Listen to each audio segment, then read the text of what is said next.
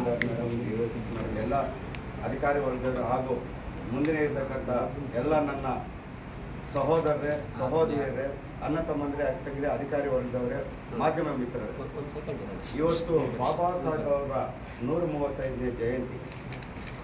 ಇಷ್ಟೊತ್ತು ಇನ್ನೂ ಮಾತಾಡೋರು ಸುಮಾರು ಜನ ಇದ್ದಾರೆ, ವಿಚಾರಗಳ ಬಗ್ಗೆ ಅವ್ರು ಮಾತಾಡ್ತಾರೆ. ಮೊದಲನೇದಾಗಿ ಇಲ್ಲಿ ಈ ಒಂದು ಕೆಲವು ವಿಚಾರಗಳನ್ನ ಆಮೇಲೆ ಮಾತಾಡ್ತೀನಿ. ಅಂಬೇಡ್ಕರ್ ಜಯಂತಿ ಯಾಕೆ ನಾವು ಜಯಂತಿಯನ್ನು ಆಚರಣೆ ಮಾಡಬೇಕು ಅನ್ನೋ ಒಂದು ವಿಚಾರ ಬಂದಾಗ, ಅಂಬೇಡ್ಕರ್ ಇಲ್ಲ ಅಂದರೆ ಇವತ್ತು ಯಾರೂ ನಾವಿಲ್ಲ, ಈ ಭಾರತ ದೇಶದಲ್ಲಿ ನಾವ್ಯಾರೂ ಇಲ್ಲ.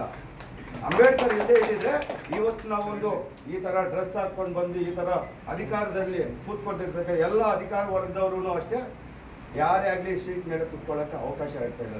ರಾಜರ ಕಾಲದಿಂದ ನಾವು ಒಂದು ವೈಜ್ಞಾನಿಕವಾಗಿ ಒಂದು ಅಧಿಕಾರಿ ವರ್ಗಕ್ಕೆ ಬರಬೇಕಾದ್ರೆ ಸಂವಿಧಾನ ಪೀಠಿಕೆ ಸಂವಿಧಾನ, ಆ ಸಂವಿಧಾನ ಬರೆದುಕೊಟ್ಟಂಥ ಮಹಾನುಭಾವ ಡಾಕ್ಟರ್ BR ಅಂಬೇಡ್ಕರ್. ಅವ್ರನ್ನ ನೆನೆಸ್ಕೊಂಡಿರೋ ದಿನಾನೇ ಇಲ್ಲ. ಇಡೀ ಭಾರತ ದೇಶದಲ್ಲಿ ಅಲ್ಲ, ಇಡೀ ವಿಶ್ವವೇ ಅವ್ರನ್ನ ಕೊಂಡಾಡ್ತಾ ಇದೆ. ಯಾಕಂದರೆ ಇಡೀ ಭಾರತ ದೇಶದಲ್ಲಿ ಇನ್ನೂ ಅವರು ಎಲ್ಲೋ ಒಂದು ಕಡೆ ವರ್ಗಕ್ಕೆ ಒಂದು ಜಾತಿಗೆ ಸೀಮಿತ ಮಾಡ್ತಾ ಇದ್ದಾರೆ. ಬೇರೆ ವರ್ಲ್ಡಲ್ಲಿ ಎಲ್ಲ ಕಡೆಯೂ ಅವ್ರನ್ನ ವಿಶ್ವ ನಾಲೆಡ್ಜ್ ಡೇ ಅಂತ ಮಾಡ್ತಾ ಇದ್ದಾರೆ. ಹಾಗಾಗಿ ನಾವ್ಯಾಕೆ ಈ ವಿಶ್ವ ನಾಲೆಡ್ಜ್ ಡೇ, ವಿಶ್ವ ಮಾನವನ್ನ ಬರೀ ಒಂದು ಜಾತಿಗೆ ಸೀಮಿತ ಮಾಡ್ತಾ ಇದ್ವಿ? ಇದು ಎಲ್ಲೋ ಒಂದು ಕಡೆ ನಮಗೆ ನಾವೇ ಅರ್ಥ ಮಾಡ್ಕೋಬೇಕು. ಅಂಬೇಡ್ಕರನ್ನ ಒಂದು ಜಾತಿಗೆ, ಒಂದು ವರ್ಗಕ್ಕೆ, ಒಂದು ದೇಶಕ್ಕಲ್ಲ, ಇಡೀ ವಿಶ್ವಕ್ಕೆ ಅವರು ವಿಶ್ವ ಮಾನವ. ಹಾಗಾಗಿ ವಿಶ್ವ ಮಾನವನ್ನ ಅಂಬೇಡ್ಕರ್ ಜಯಂತಿಯನ್ನು ಎಲ್ಲೋ ಒಂದು ಕಡೆ ನಾವು ಸುಮಾರು ವರ್ಷಗಳಿಂದ ಹೋರಾಟಗಳು ಮಾಡ್ಕೊಂಡು ಬರ್ತಾನೆ ಇದ್ದೀವಿ. ಎಲ್ಲೋ ಒಂದು ಕಡೆ ನಮಗೆ ಈ ಒಂದು ನಮ್ಮ ಜನಪ್ರಿಯ ಶಾಸಕರಾದಂಥ ಸಮೃದ್ಧಿ ಮಂಜಣ್ಣವರು ಬಂದ ಮೇಲೆ ಎಲ್ಲೋ ನಾನು ಒಂದು 20 ವರ್ಷದಿಂದ MLAಗಳ ಜೊತೆ ಒಡನಾಟ ಇದೆ. ಅಂಬರೀಷ್ ಜೊತೆಯಿಂದ ಹಿಡಿದು ಮಂಜುನಾಥ್ ಕೊತ್ತೂರು ಮಂಜಣ್ಣಯಿಂದ ಹಿಡಿದು ನಾಗೇಶ್ ಅವರಿಂದ ಹಿಡಿದು ಮತ್ತು ನೀವು ಬಂದಿದೆ ರಿಸರ್ವೇಷನ್ ಬಂದಮೇಲೆ ಆಲಂಗೂರು ಸೀನನ್ ಜೊತೆ ಹಿಡಿದು ನಾವು ಎಲ್ಲೋ ಒಂದು ಕಡೆ ಒಡನಾಟ ಇದೆ. ಆದರೆ ಎಲ್ಲೋ ಒಂದು ಕಡೆ ಆಲಂಗೂರು ಸೀನನ್ನು ಯಾರಕ್ಕೆ ನೆನೆಸ್ಕೋಬೇಕಾದ್ರೆ ಇವತ್ತು ಮುಳಬಾಗ್ಲಲ್ಲಿ ಒಂದು ಟವರ್ ಆಗ್ತಾ ಇತ್ತು ಅಂಬೇಡ್ಕರ್ ಸರ್ಕಲ್. ಅಲ್ಲಿ ಆ ಟವರ್ ಮಾಡಬೇಕಂತ ಎಲ್ಲ ಮುಸಲ್ಮಾನರು ಎತ್ತಿಡಿದಾಗ ಏಕೈಕ ವ್ಯಕ್ತಿ ಅವ್ರ ನಂತರ ಅಸೆಂಬ್ಲಿ ರೋಡಿ ಅಂತ ಇದ್ರು. ಏನಾದರೂ ತಗೊಳ್ಳಿ ಗತ್ತಾಗಿ ತಗೊಳ್ತಾ ಇದ್ರು. ಆ ಅಂಬೇಡ್ಕರ್ ಸ್ಥಾಪನೆ ಮಾಡಿ ಇಡೀ ಒಂದು ನಮ್ಮ ತಾಲೂಕಿಗೆ ಕೊಡುಗೆ ಕೊಟ್ಟಂಥ ಮಹಾನುಭಾವ ಇವತ್ತು ಅವ್ರು ನಾನು ನೆನೆಸ್ಕೊಳ್ತೀನಿ. ಆದರೆ ತದನಂತರ ಎಲ್ಲೋ ಒಂದು ಕಡೆ ಸಣ್ಣ ಪುಟ್ಟ ಕೆಲಸಗಳು ಮಾಡ್ಕೊಂಡು ಬಂದಿದ್ದಾರೆ ರಿಸರ್ವೇಷನ್ ಬಂದ ಮೇಲೆ.